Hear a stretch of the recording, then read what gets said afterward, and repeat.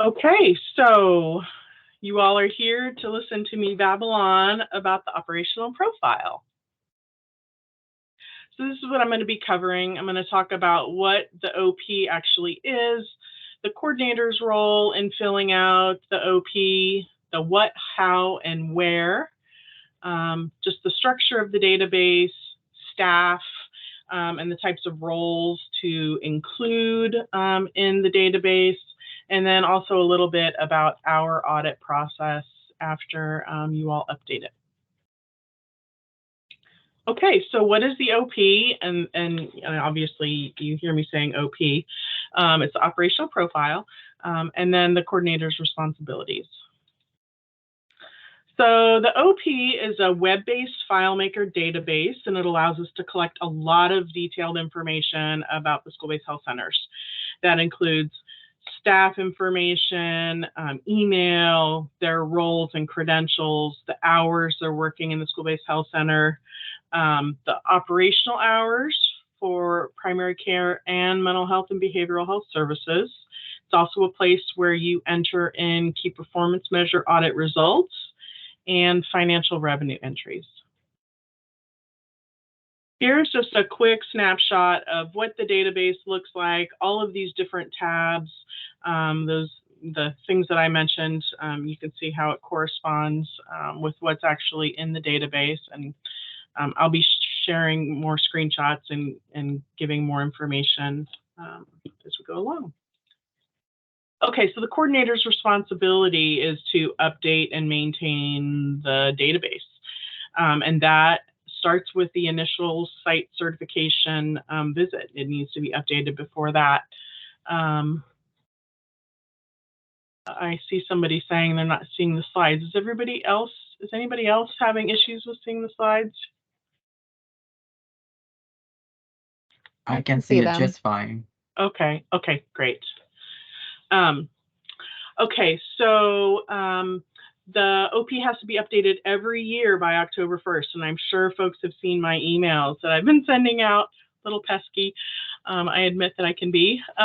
You also have to send them, you have to update, prior to your recertification site visit. That happens once a biennium. And then really important, as staffing changes occur throughout the year, we need you to go in and update the database. Super important there. And I think that's something that's sometimes overlooked by folks. Okay, now instead of who, what, when, why, and where, I've just got what, how, and where. What is the purpose of the OP? We collect data about the sites to ensure that everybody is meeting our standards for certification. That includes the whole list of required staff roles that you must have assigned to folks that are working in your school-based health center. There are a certain number of operational hours and days of the week. The data requirements, including the key performance measures, and as well as submitting your financial revenue information. How is the OP data used?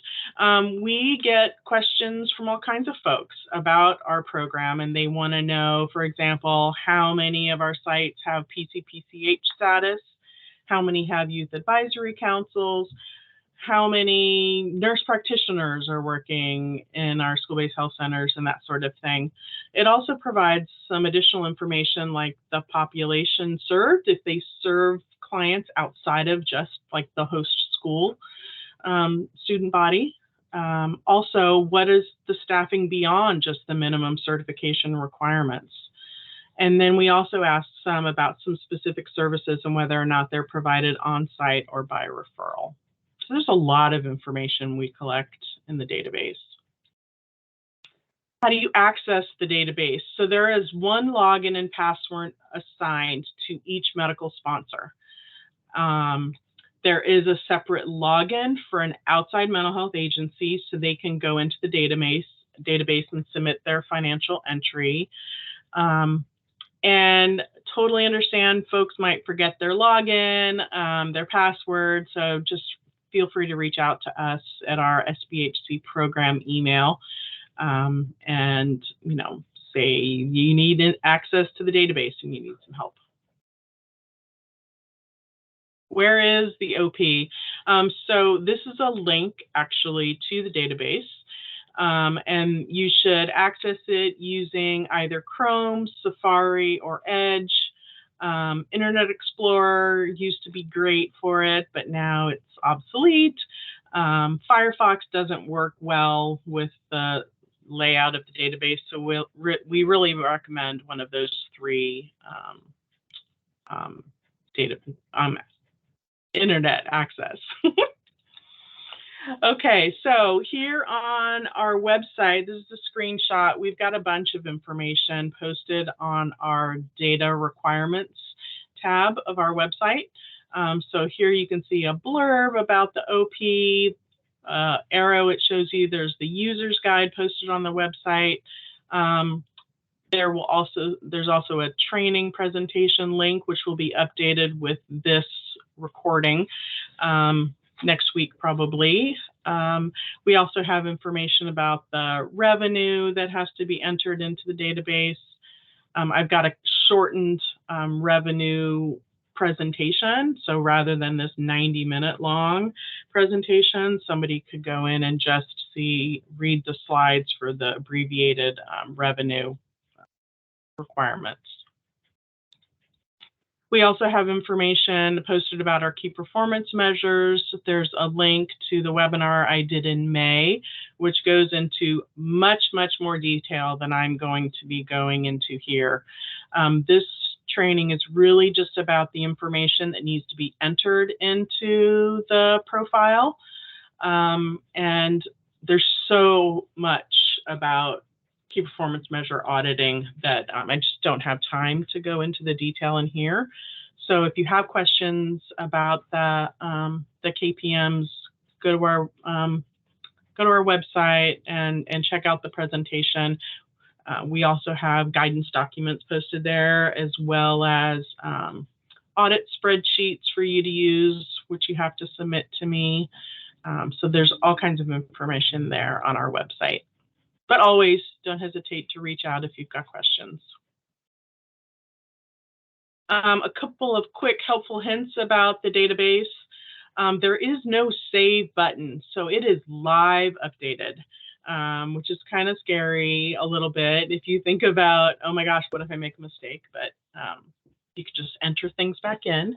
But some folks are expecting there to be like, well, when I make a change, do I go and is there a save button? But there isn't. It's live updated. One thing that's sometimes a little hard to get used to is because it's in an internet browser, you might want to use the back arrow of the browser, but it doesn't do it's not how you navigate around the database. There's a little home button in the database and arrows within the database. So just make sure if you're having problems and you're hitting the back on your internet browser, that's what's going on. As you're updating the OP, down at the bottom of a number of pages, there is an accuracy confirmation box that you must update by October 1st for all of those tabs, or else we will not know you have gone in and reviewed and updated information. We'll assume that it is incomplete if you have not checked those accuracy confirmation boxes. So be sure to be on the lookout for those when you're in the database.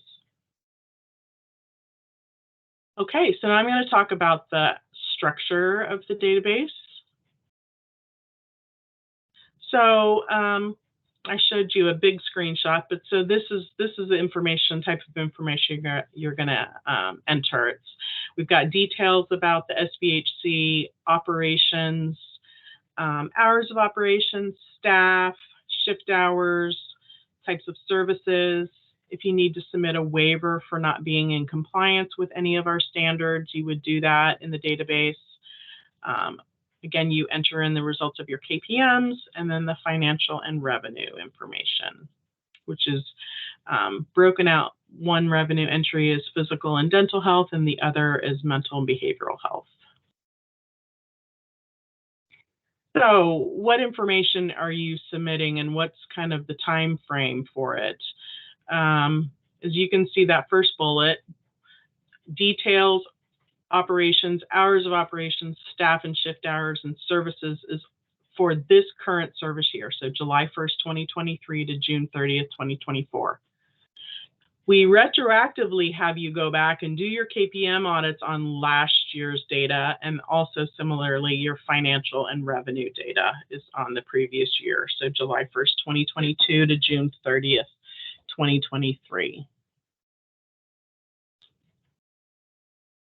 So coming up, I'm going to go through all of the different tabs in the operational profile.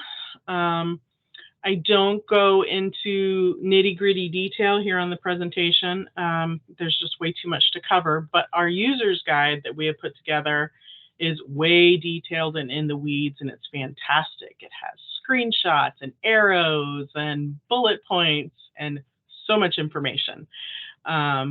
So please be sure to use that. If, you know, there's something that just seems kind of wonky and you're not really sure how to handle it, I'm sure we have an explanation in the user's guide. And this is a link right here to the user's guide, so when this PowerPoint is posted to the web, you'll be able to access all kinds of links on the document that I post as well. Okay, so here's the details tab. You know, for the most part, a lot of this information stays the same because it's like the physical address of where the school-based health center is located, the mailing address.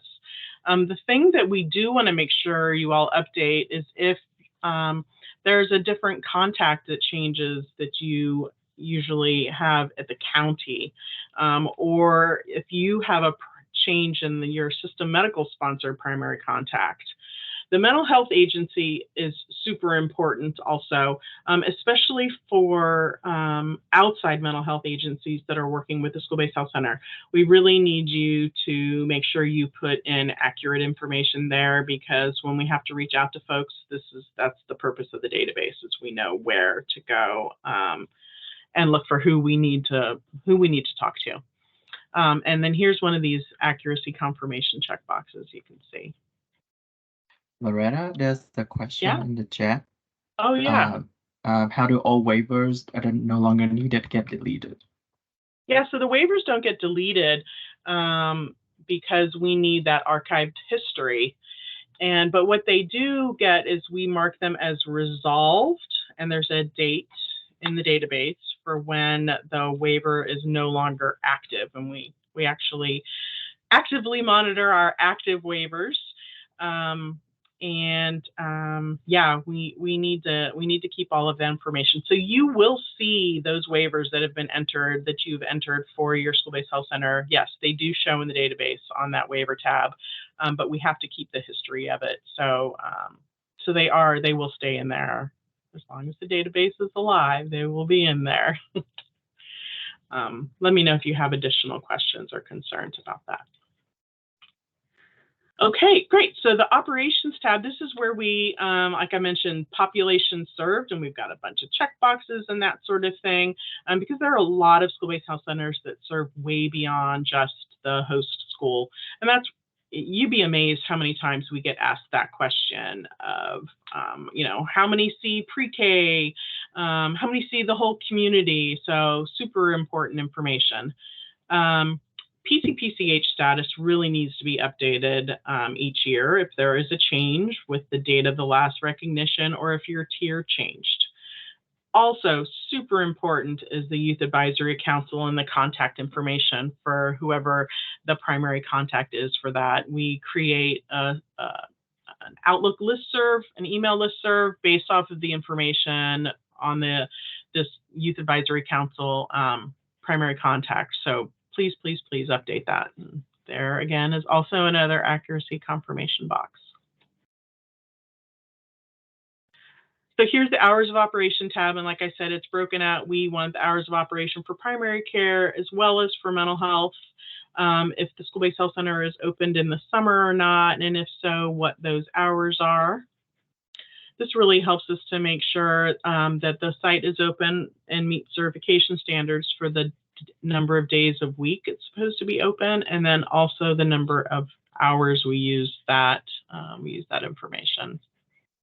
So please be sure and update it each fall for us. Okay, so here we get to the staff tab, and this is anybody who is associated with the school-based health center, really. You can see here in this example, we've got, we have a health department administrator, and I will say the health department administrator and the health department primary contact are only required if your school-based health center's funding goes through the local public health authority. If our office contracts directly with your agency, then you do not have to provide those roles. You don't have to identify any staff that have those roles. There is a nice thing about this tab in the database that if there are any roles that are missing, they will populate in red at the bottom left of the screen. And then there is also another one of those accuracy confirmation boxes. And then this tab shows the actual hours, shift hours that you've entered for each of your staff member. And I will get to the screenshot that shows where on the staff record you will enter this information. But this tab combines all of the different staff that are working on site in the school-based health center, and it'll display it all there. And for some sites, it's a really, really, really long list, so you'll have to do some scrolling. But and these shift hours would not include if somebody was just providing telehealth services. So these are just on-site shift hours. Okay, so staff details. We, like I said, the school-based health center coordinator is ultimately responsible for making sure the OP is current and up to date. And that also includes staff that work for an outside mental health, behavioral health agency or a dental agency. We really depend on the information to be accurate in the database, and so it is the coordinator's responsibility to collect that information and document it. And like I had said, as staffing changes occur throughout the year, you really need to go into the database because we do calculations based off of what's in the database to determine if sites are in compliance with our standards. And we know that positions can change over the course of a year and staff come and go. And so you really need to be sure you go in and update the database for us. If you have a staffing change and it brings your site out of compliance with our standards for 20 working days, then you need to reach out to either Karen or Rebecca, whoever is assigned as your public health nurse, and let them know what's going on. And they'll talk to you about waivers and that sort of thing, find out the circumstances. But we really depend on you all to update us, not just the database, but also reach out to us if you're not going to be able to meet standards. Another really important thing is don't create a record in the database for an open vacant position. Kind of messes things up a little bit. So only put people into the database, actual names and addresses, email addresses and that sort of thing, and folks who are literally working in the school-based health center. So some of the information collected about the staff, their email address. Oops, that's backwards. There we go. Oh, sorry. I'm trying to, there we go. I don't know how that happened. Sorry, folks. Okay, so the agency they work for, there are a bunch of different roles, check boxes, and I'm going to show you screenshots of that. So some of the roles are certification required. Some of them are non-certification required kinds of roles, credentials, the languages they speak, and then, like I said, they're on-site shift hours. Okay, so here's a list of certification required roles that staff members need to be assigned to. All of these roles one staff member can hold several roles. Totally understandable, and that's very common occurrence. But this is the list of all of the ones that need to be assigned to somebody that's working in your school-based health center. And then again, there's kind of the note that the health department primary contact is only for sites who have contracts that go through the LPHA. On our website, we have the certification standards. And so here is a link to the certification standards tab where you can find more details out about our certification standard requirements. Okay, so here's the staff record. I know that this is kind of, I don't know how small it looks to you all, but it's kind of small to me. But this is just a real quick snapshot, and I'm going to go into a little bit more detail about some changes that we made. But one thing I do want to highlight on the staff record here is that QMHP is not a new role. There was a checkbox already on the staff record called QMHP. But what we are saying here, though, is that it does need to meet the OAR requirement for staff qualifications and competencies, but it does not have to be registered. The person does not have to be registered or credentialed through MACVO. So that's what I wanted to call out right there in this. So this is not a new checkbox, but we wanted to clarify that a little bit. Please feel free to reach out to us, our program email address, or Micah Rotman, who is our mental health specialist. But here I want you all to see, some of you who've been around for a long time are going to look at this and go, oh my gosh, there's way more information that you all want to collect on our staff.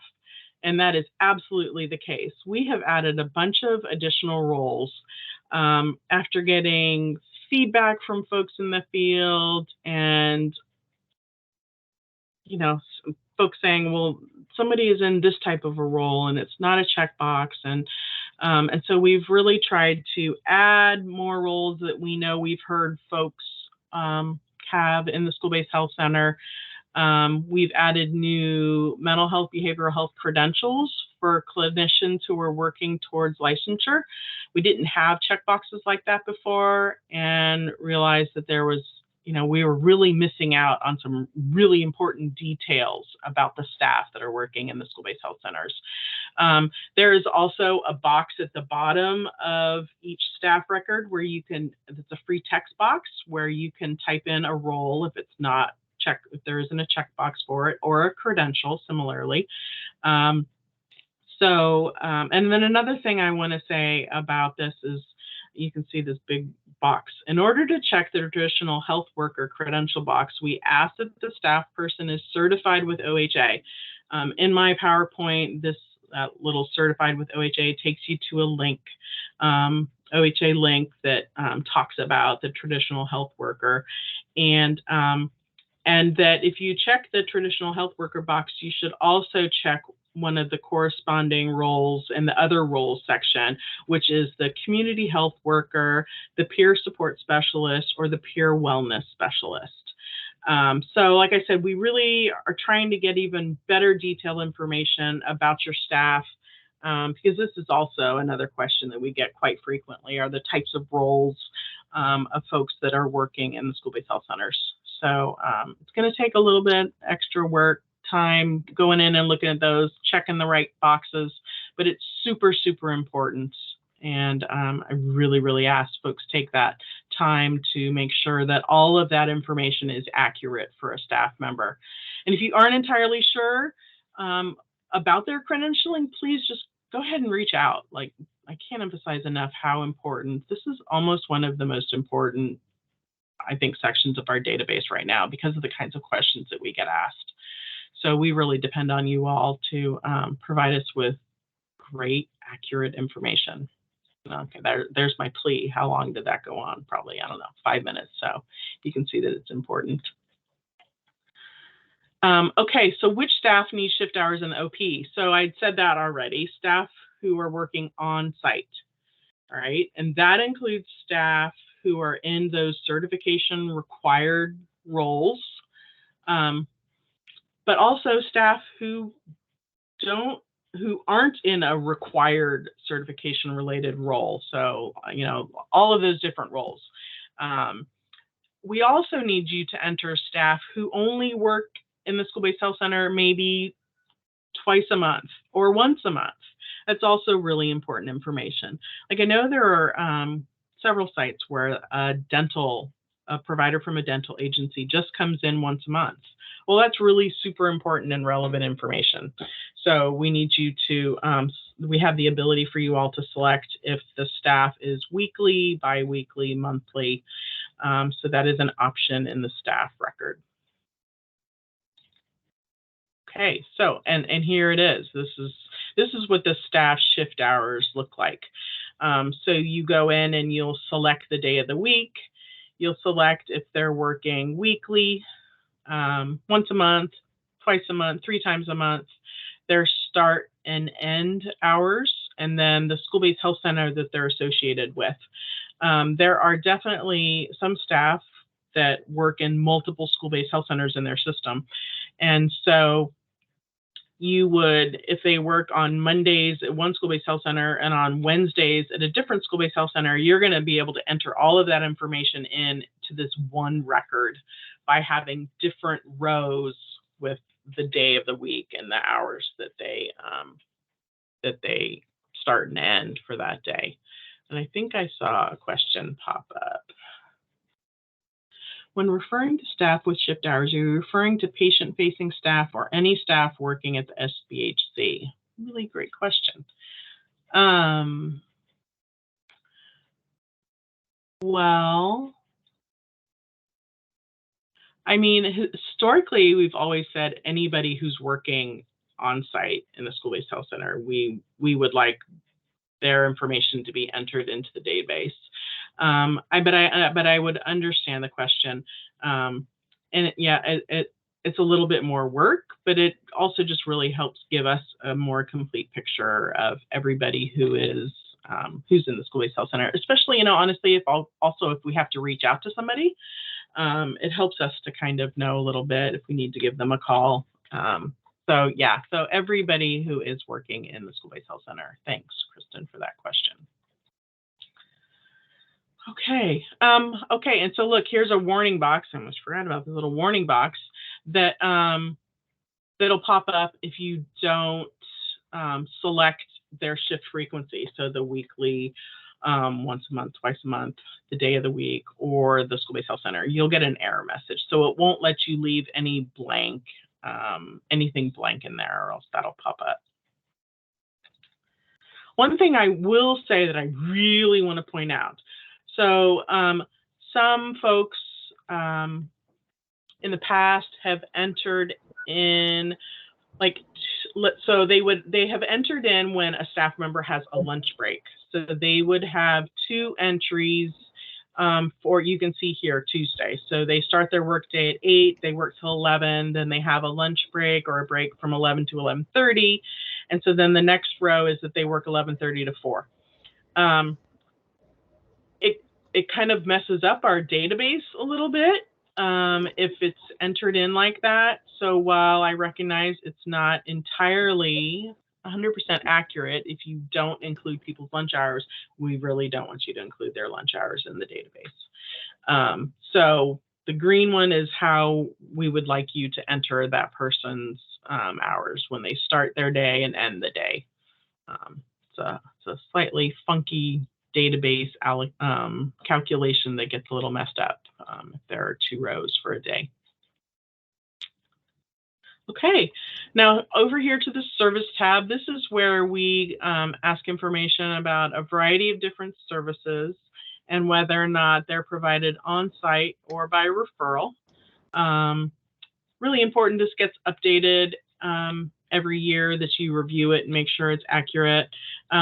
This is where we collect really super important information about contraception and whether or not it's dispensed. If a prescription is provided for the client to take it to a pharmacy, or if they refer to another clinic. So please be sure and update that information. Make sure it's accurate every year because that's super important. I mean, all of how many times do I have to say all the data is important? Of course, I will say that because I'm a research analyst. So yeah, so please be sure to review that. Loretta, there's a question about contracted custodians and whether they are included as staff members. Great, thanks for that question, Jennifer. No, I think you don't need to include them as a staff member. Thank you for checking in and clarifying that. I appreciate it. Okay. All right, so if your school-based health center is out of compliance for any of our certification standards, you will go into the database and submit a waiver if you're out of compliance for 20 days, 20 business days.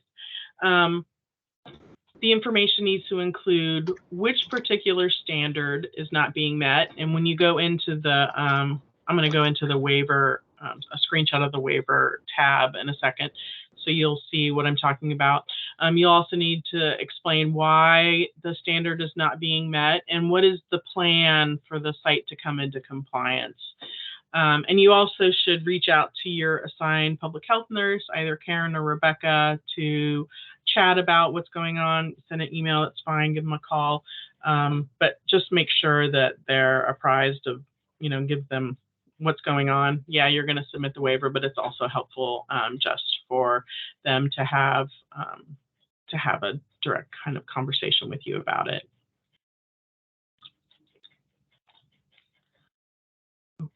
Okay, so here's what, yeah? More questions, Loretta. Okay. Case managers or QMHA that do groups at offsite schools, do we include those staff and hours? No, we want the staff that are working at the school-based health center. Yeah, just there in the clinic. Yeah, we know that there are definitely staff that go and provide services at other schools. But yeah, we're just looking for the school-based health center, the host school. Great question. Thank you. Okay, so here's what the certification waiver tab looks like. And you can see your contact information. The county contact information is only relevant if your school-based health center contracts through the LPHA.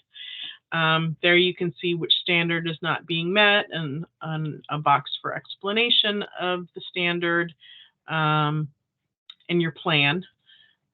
And once you have filled out that information, you'll hit that waiver information complete, submit to SPO that's down the bottom right of the box. You will get an emailed copy of your waiver. It's the same thing that comes to us. We used to not have the database program to send you all a copy of the waiver, but we now have that fixed. So you will know that we have received that waiver because like I said, you'll get a copy of that. And here you can see in the left, somebody had asked about old waivers and about them being deleted from the database. So we will keep that history, like I said, of all the previous waivers, but you can see on this one that it includes the date resolved. So that means that the waiver is no longer active. Okay. I think I saw another question pop up. Let me go over here. We have providers, administrators, and may help cover at the SBHC occasionally. So we only want regularly scheduled staff. That's right. That's a great question. Thank you, Justin, for asking that.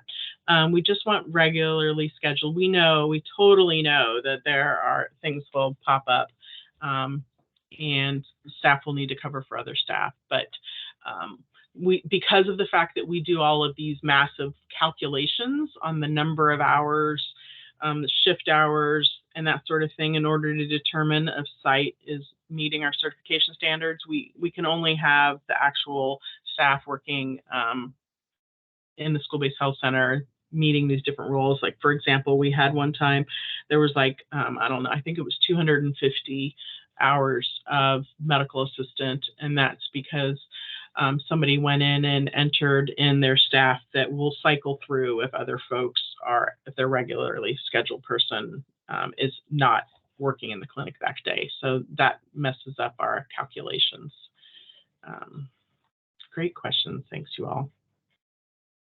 Okay, so before I go into KPMs, are there any other questions? I should have put a little slide here for a pause. Also to force me to slow down a second because I talk way too fast. Okay, I'm going on. KPMs. So the KPM audit is a quality assurance improvement process. It's an audit of a subset of client charts that are 5 to 21. We have a list of 2 required measures, which is the well visit and the health assessment, and then there's an optional measure that sites can choose once every 2 years. We have a lot of great information on our website. Our training, the training that I did in May, is also posted on our website, so please feel free to look there for a lot more detail than I'm going to get into here. Okay, so here's a link. This will take you to our training tab of our website that lists all of the different presentations we've given, and you'll see the KPM webinars posted there. You'll find out a lot of detail about the background and purpose of the KPMs, the impact of the audits, reviewing the guidance documents and stepping out all the different sections that are on the guidance document. I talk about the age range and exclusions for each of the KPMs, and also about the optional measure, which has to be selected once every 2 years at the start of the biennium. And we are at the start of a biennium, which means everybody is going to need to go into the database and select, do a new entry for the optional KPM. And I will stop talking about that because I have a screenshot later and it'll make much more sense instead of me just kind of rambling here without a visual of it. Okay, so the timeline for submitting your KPMs, it's also due October 1st, like all of the other OP updates. You will audit charts from the previous service year, so July 1st, 2022 to June 30th, 2023. There are 2 audit documents that you need to submit. It's your process for how you do the audit, and then a tracking spreadsheet that documents for those clients, those charts that you audited, whether or not we need to know their age, if you saw them via telehealth or in person or both, and whether or not they're in compliance for each of the measures. By November 1st, if you were not in compliance, meeting 70% compliance of the statewide benchmark, then you'll need to submit a waiver by then. So let me get into a little bit more details. So like I said, on our website, we've got these great guidance documents. Each guidance document talks about the measure description, the eligible population, reasons to exclude a chart from the audit, the measure specifications, which would include a diagnosis code or a procedure code that you might be looking for in the chart. There's some FAQs, and then also we have some resources and some links to some documents that would assist you with a particular performance measure. Okay, so of the 2 documents that you have to submit, the audit process should include the following. How did you identify charts from the eligible population? How many clients were in that eligible population? How many charts were randomly chosen? How did you decide if a chart was in compliance or if it was excluded? And then how did you calculate the compliance percentage? I really see this big red, bold, italics. I really encourage you to submit your audit process document before you do your actual chart audit, in case there's something in your audit process that I notice needs to be done differently. because I always feel really bad when folks submit their audit process and their tracking spreadsheet because they've already done the audit, and I have to tell them they have to go back and do it again, or some portion of it again. That's like, I hate that. I feel so bad having to say it, but it happens. So really encourage you to submit that document to me first for your review, for me to review for you. Okay, so the number of charts to audit, 20% of charts from the eligible population. In order to make sure you know what the eligible population is, you need to go look at the guidance document. I'll give it for the well visit, for example. The population is 5 to 21. You need to go and count and see how many clients you have that were seen last school year that were between the ages of 5 and 21. Times that by 20%. If that number is below 30, you have to audit 30 charts. If that number is above 50, you only have to audit 50 charts. So you're going to select between 30 and 50 charts, and that's based on that 20% calculation. That range is between 30 and 50. You need to include physical, mental, behavioral, and oral health clients, all of them, in the eligible age population. And for sites that chose the optional measure that's an immunization optional KPM, you do not go into alert or to the client's chart to audit for those immunization KPMs. There's a different process for that, and I've got a slide coming up about it. So the audit tracking spreadsheet, I mentioned that probably way too fast. The spreadsheet needs to include, for those clients, their charts that you audited. We would like their patient ID, client age, if the client's visits were in-person, telehealth, or both, if it was compliant or not for each measure, and a reason if a chart was excluded or not reviewed. On our website, on the data requirements tab of our website, I have a blank template Excel spreadsheet with all of those columns that I need you to fill out. And there's also a sample sheet that has fake data to kind of help you understand what information needs to go in there and how it needs to be filled out. Because if it doesn't have the detail that I need, I'm going to ask you to provide it to me. And so I think a sample is really important so you kind of really understand what the expectation is so you're not caught off guard if I do have to reach back out to you and you have to submit more information. Okay, so it's really important that you submit the audit tracking sheet via secure email. I can initiate a secure email to you that you can reply and attach the document. You can send it to me through your secure email system. That's fine. If you need a secure email between September 15th and September 29th, you need to email our state program office because I'm going to be on vacation. If you send that request and just say, I need to submit my KPMs, can you initiate a secure email? Kwong will do that for you and you'll reply and send that back to him. And then he will get me that information when I'm back from vacation. So like I said, for the immunization related KPMs, you do not audit those charts. You have to send a secure email with all of the clients in the eligible population for that particular KPM. Again, the guidance document is really important because it says the eligible population and the age range for each of the KPMs.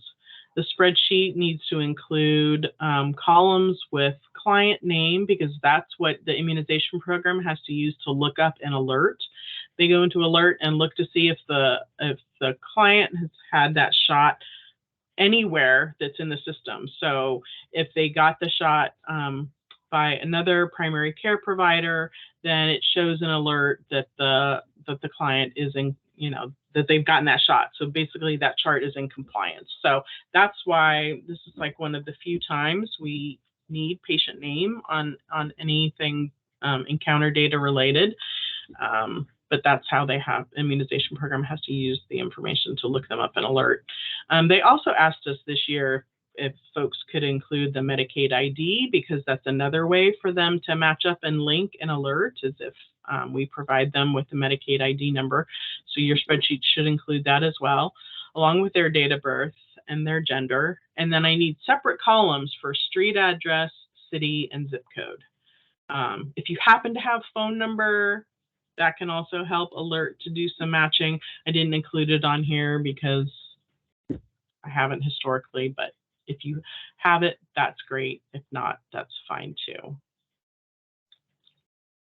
And look, I spread this out and put it on its own slide. Well, that was really great of me, and I should have cleaned that up. And so here's all that information again. I'm not going to go through it.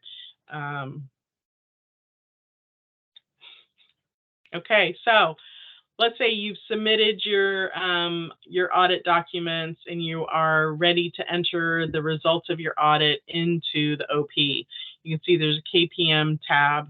There's a button to add a new entry. You'll go in and you'll put the number of charts that you reviewed and the number that were in compliance for the well visit, the health assessment, and then whatever your optional measure was that you had chosen. There's some check boxes saying you submitted your forms, and you put your name. If you want to put any information about the counts, you know, if you noticed something was off, if you were having a rough year with getting, you know, consent for well visits, and you want to put in some explanation, that box, it's a free text box at the bottom, you can always do that. Now, that's something I babbled on about the optional KPM. We will need you, since it's the start of the biennium 2023, so it started July 1st this year, 2023. You need to go into the operational profile and add a new biennial selection. So you can see at the bottom of the KPM tab in the database, you're going to go in and push that add optional KPM. You're going to select the 2023-2025 biennium. There will be a little drop down, and you're going to choose one of those optional measures. You can choose the same measure that you were tracking during 2021-2023. You can select the same measure, but I need you to go into the database and add a new selection, because again, this is like the historical information, kind of like keeping the waivers. We need all the historical information of who had what measure and when and during what biennium. So it probably seems a little cumbersome to have to go in and potentially select the same one that you were tracking the last 2 years, but from a database integrity kind of place. I'll get into the data nerd weeds here. I really need you to go ahead and select a new optional measure. Please reach out if you have questions, if you want to talk about the measure that you've done previously, or you have questions. You can also reach out to Karen and Rebecca, because they know the clinical side of things, and they're your public health nurse contacts. So feel free to reach out to them too if you have questions about any of the measures, or reach out to me, and if I don't have the answer, I'll send you over to Karen or Rebecca. But please let us be a resource if you've got questions about this. Oh, about anything, but especially this. Okay, now here's a question break. And look, I've got the next thing we're going into is the financial revenue entries, which I don't know, not very exciting. So feel free to ask questions now before I trudge forward. Loretta, I have a question. It's Yeah. Kristen. I was just curious, do you all ever change what the optional KPMs are, or they stay the same? Yeah, always? we have. Yeah, great question. We have changed them. We've changed them a couple of times. And it's been adding more on, actually, is how we've done it. Yeah, because we've been doing the KPM since 2006. And there didn't used to be any optional measures, actually. There used to just be 3 required measures, and got feedback from folks like, you know, oh, it would probably be great if we could choose something that is more, you know, that we want to focus on at our school-based health center, because maybe there are some things that have, you know, more priority, that are folks in the young people in your community they're struggling with more. But at this point, we are going to be evaluating the KPMs over the next biennium. But for now, and you know, so a great question about adding more. We really like to involve all of you all when we make kind of programmatic changes, and that also includes adding KPMs, making changes to them. So it takes, you know, we're the state, it takes us a couple of years to be able to make changes like that. But yes, we have in the past, and I am expecting we will likely be making changes again in the next 2 to 3 years. So good question. Thank you.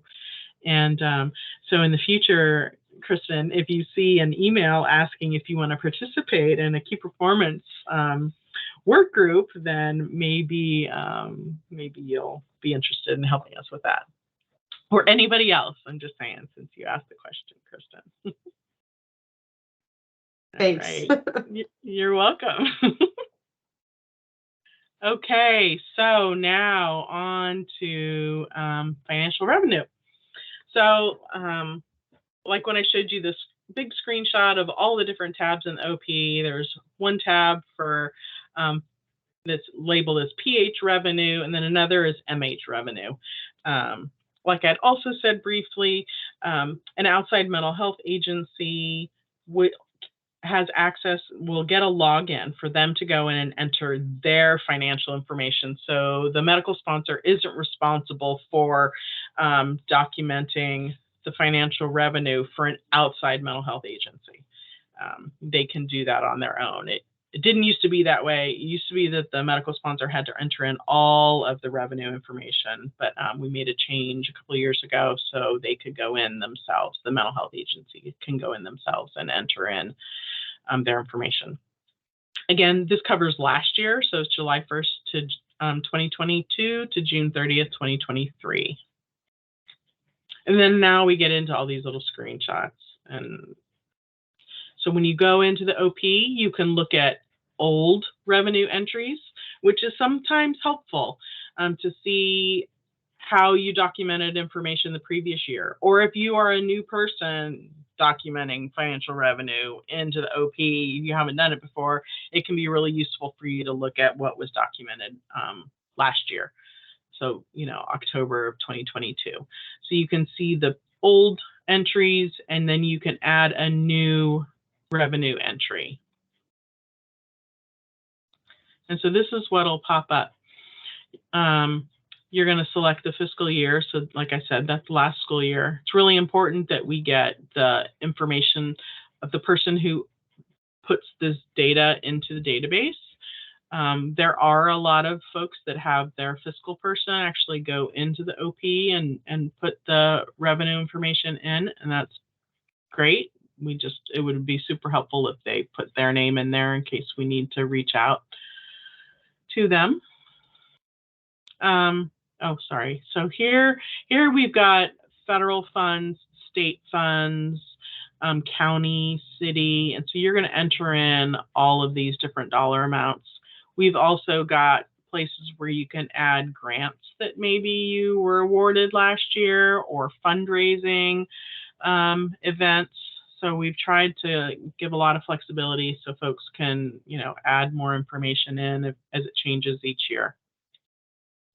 This next tab is fees and billing. So that'll include registration fees, co-pays, and then also the third-party billing breakdown, OHP, C-Care or RH Care, private insurance, other third-party, which can include Medicare. And then here on the last page is if there's any other kind of funding that wasn't covered previously in previous tabs, you can go ahead and create that and give a description. There's also a box down for any additional explanation or information that might be helpful. on the right here, you see that it'll summarize. It auto calculates for you and sums up. So it combines for public funds, medical sponsor funds, and all these different. So it'll give you the grand total. So I'd encourage you to look at that and see if, make sure there isn't anything funky, like there's an extra, just an extra zero in there, and it's like $5 million of revenue. Just, it'll allow you to go back and double check. I mean, some it may very well be 5 million. I'm saying that jokingly, and that's possibly the case. Really important to hit this financial info complete button down in the bottom right, because that then populates a date on that revenue entry, and we know that you're finished with it. If you haven't done that, we're going to assume that you haven't finished all of that information, and there'll be a phone call from us asking if that's finished, or an email. So the mental health revenue, like I said, there's a login we can provide for the outside mental health agency.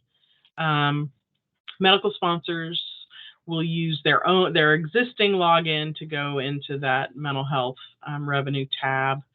There's not a separate login for the medical sponsor if they need to enter in their own revenue for the MH and BH services.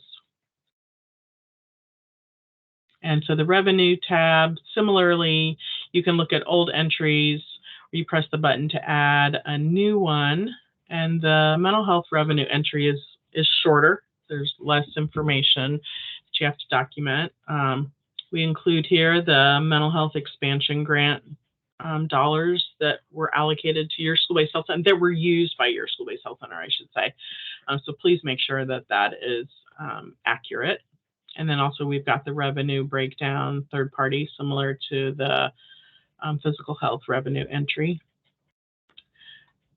And then on the second tab of the MH revenue, we've got where you can add other additional funds. So like here, for example, school district funds, county funds. So, add in the description of whatever that is. And similarly, this will also auto sum and populate with that revenue breakdown by source and the total there. And you also need to click that financial information complete, submit to SBO. Click that button as well, and then it'll populate with a date, and we know you're finished with that entry. Okay, so any questions about the financials? I do have posted on our website a presentation that's just about the financial revenue. I also have a user's guide just for the financial revenue entry, which I think is really useful if you need to send it to your fiscal staff. That's why I created it, because I got asked the question, is there something that's more condensed that's just appropriate for fiscal staff? And so that's available also. It's a lot better than having to thumb through the entire OP guide. I don't even know how long it is now, but so I do have that. It's posted on our website. If you can't find it, just reach out to me or to the sbhc.program email address. All right, I'm going on. Okay, so here's our process, because October 1st is the deadline, which is really not very far away. So what we do is on October 2nd, we check to see if a site has checked all of their accuracy confirmation checkboxes. That's the very first thing we do. If all of those boxes aren't checked, we're going to send you an email and ask you, can you please go in? Are you finished with the OP? Can you go in and finish your confirmation checkboxes? That's the very first level of analysis we do on the database. So once those checkboxes are confirmed, then we go in and we look at the calculations for the number of days per week that you're open, the number of hours that you've got for provider time, for additional hours for office or medical assistant. All of those requirements that we have in our certification standards, we're going to check based on the calculations that happen in the database to see whether or not you're in compliance. We're also going to check to see if you've entered in your KPM audit results or your financial entries. We're going to reach out to you for any of those things that are incomplete. So really encourage you when you're in the database, do all the things, check all the boxes, submit all the things that are required by October 1st. Much easier on you all. We're not reaching out back and forth, trying to get you to finish up some things. So just be real thorough, and it'll save everybody some time. And please, please, please reach out to us if you have questions while you're filling out the OP. Don't, encourage you to, sure, look at the user's guide, but also reach out to us because, we're here as a resource to you. This is a requirement that you have to update and submit the information to us. So we are here for you to answer your questions and to try to ease the burden of this. Yeah, it's a giant data requirement. So that's really what we're about, is not trying to impose, make things harder, but we really do need this accurate information. So it's super important. If anything's missing, if they're out of compliance, if you're out of compliance, we'll let you know. And if you're out of compliance, we'll have you submit a waiver. That's the standard process. It might look like in the database you're out of compliance, but when we reach out to you, it might be that something was just entered incorrectly. So we'll have you go in and correct the entry, and maybe you're not out of compliance. So there'll be that sort of back and forth communication as well. Final helpful hints. Please, please, please, please, please check in with your mental health, behavioral health staff and the dental agencies to ensure that you have got the correct credentials, shift hours, and contact information. We use the email address to create email listservs depending on the person's role at the school-based health center. It's super important the email contact be correct. Send your audit process document to me before doing the full audit. I really strongly encourage you to do that. Even if you've been around for a really long time, it's probably still a good idea to have me take a look at it. The tracking sheet needs to be sent, the KPM tracking sheet needs to be sent via secure email. Again, if it's while I'm on vacation between September 15th and September 29th, send the email to our SBHC.program email address. And if you are not in compliance with any of the benchmarks, the KPM benchmarks, which is 70% compliance, then go ahead and submit a waiver. If you're not in compliance with 2 of the benchmarks, you just submit 1 waiver. If you're not in compliance, it doesn't matter how many you're not in compliance with, you just submit 1 waiver, and you will explain what you need to do this next year to come into compliance. So even though there are 3 different measures that you're auditing for, you would only submit 1 waiver for being out of compliance for any of those or all of them. Here's our contact information. And now is the time. I am going to stop sharing my screen. Let me see how to do that. There we go.